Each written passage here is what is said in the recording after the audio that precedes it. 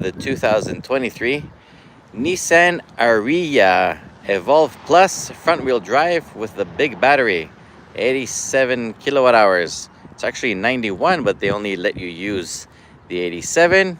Of course, it's fully electric, as you understood. The charge port is right there. Nice 19-inch rims. Now, the Ariya is available in 5 or 6 trim levels, which you can get in front-wheel drive or all-wheel drive, and those you can pick mostly with like the big battery or the small battery. It's like 63 kilowatt hours versus 87. Range on this one with the 87 front-wheel drive is 480 kilometers, or what's that, 280 miles, something like that. Pretty impressive. It's a very nice car, I have to say, especially in this copper color. It looks really nice. It's a good looking car, no question about that, but it's also a very expensive car. So the range in Canada starts at like $53,000.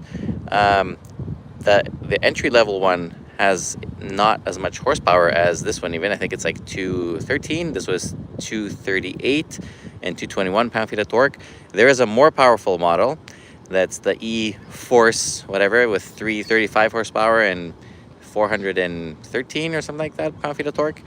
This one is a front-wheel drive, as we said. Really good looking car. I like the lights. I like this copper black scheme. It's a very nice color combination. This one, as it sits here, is 68,000 Canadian dollars, or about 58,000 US in the States. It's not cheap. It's like almost the same money as a Tesla Model Y long range. The rear-wheel drive Model Y is actually cheaper than this. So it's kind of difficult to sell this, to be honest, but it is a very good car. It's a good looking car, and it's a good car. So let me just quickly show you the trunk. So it has almost 17 cubic feet of cargo, which is 465 liters. The floor has more space underneath, and you can lift these and use them as dividers. Pretty clever. Power tailgate, and you can lock also from here when you're walking away. There's plenty of good room in the back seats, so leg room is very good. The height is good enough for tall people. 3 adults will sit no problem. You have a nice sunroof on the top. The seats are heated, and you have charge ports also. Very cool stuff. So a good back seat, and of course the floor is flat because electric car. The front is also very nice. The dashboard has a very simple design. It's not very complicated. It's mostly flat. I like the 2-spoke steering wheel. The seats are very comfortable. They support the body very well. The driving position is good. Visibility is good. The floor up here is also pretty flat, so you can put stuff in front of the center console, which center console has a trick. There's no frunk on this one. Under the hood, there's actually an engine, so we can come inside and start it up. So I can show you a few tricks. So once you start it up, it has a pretty nice instrument cluster and a nice screen. I'm going to put my seatbelt on so it doesn't beep. So it supports wireless Apple CarPlay, as you can see now. Hopefully it doesn't switch the CarPlay and you can still hear me very well. Just to be on the safe side, let me kill the CarPlay because I don't want my voice to go there. Come on. Okay, so disconnect CarPlay. See you later. Okay, so hopefully that wasn't an interruption. It always happens with cars when we do live videos. So as you can see, the instrument cluster is pretty nice, very clear. The buttons are a little bit complicated on the steering wheel. Like there's just too many buttons and they're not very logically laid out. Like you have the phone here, the radio here, volume, menus. It's kind of a little bit cluttered. Now in the center console, you have these buttons that are basically embedded into the wood. See, but they are clickable. Like there's a click to change the drive mode. So you have sport, standard, and eco. But the center console, the biggest trick, other than the wireless charger underneath there, it has these 2 buttons that actually make it slided back and forth. I'm not sure why you would do that. However, in the front here, there is more storage and some more USB ports and a 12 volt. Here we have the other trick over here. one glove box, two glove boxes for your wallet, for example. Then these buttons here are also behind the wood, like they're embedded. They're pretty cool. I like it a lot, actually. I don't mind this. It makes it really clean, the dash. The infotainment is good. It has one quirk.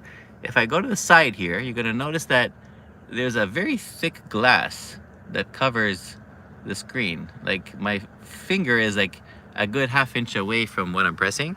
So sometimes when you're like about to press something, you'll find like your finger crashes into the screen a bit faster than what you thought. But anyway, it's all good. You also have a heads-up display. Honestly, everything is very nice in here. It's a very nice car. I like it a lot. The only problem with it is really the price. You also get a very good Bose sound system. Like, this one here is at 65,000 Canadian, as we said, or about 55,000 US. The problem is the Tesla Model Y. It has backlit things down there. See, that looks like a camping buzz zapper. Like, I don't know what those things are called, but you know, the things that attract the mosquitoes and then zap them. That's what this lighting looks like. But it's very nice. I like this car a lot. It's a very smooth drive, and on the road, honestly, it handles potholes very well. It handles very well. The steering, especially in sport, has good feel. In every other mode, yeah, so. The doors sound good when you open and you close them. Over here, it almost looks like the door is already damaged, but it's not. It's just a design to fit over there. I don't know why they had to do that, but see, that's a little bit of an interesting design, the cutout. Again, it's a nice car, I have to say.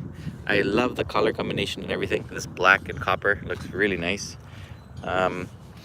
All good, except the price and the fact that it's front wheel drive, because in Canada you'll have some wheel spin in winter, which we never like.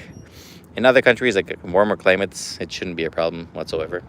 So we're gonna do the full review. This is just like a quick live presentation of what we're gonna film tomorrow. Really, you're gonna probably see this in about a year, the actual video. So here, this live preview gives you some information sooner. So great attempt, Nissan. I like it a lot, but I don't know. Yeah, I agree. So a viewer here says that you really have to hate Elon to buy this. I agree, because there's, like, for me, like, when the price is so close to the Tesla Model Y, like, you're giving up a lot, like the charging network and everything. It just makes so much more sense. You get the frunk, you'll get a lot of stuff more with a Model Y. So yeah, I don't know. Again, great car. If this was like $20,000 cheaper, I would actually really love it. At this price point, it makes it a really hard sell. So we'll see. Anyway, thanks for watching, and see you soon in the actual review.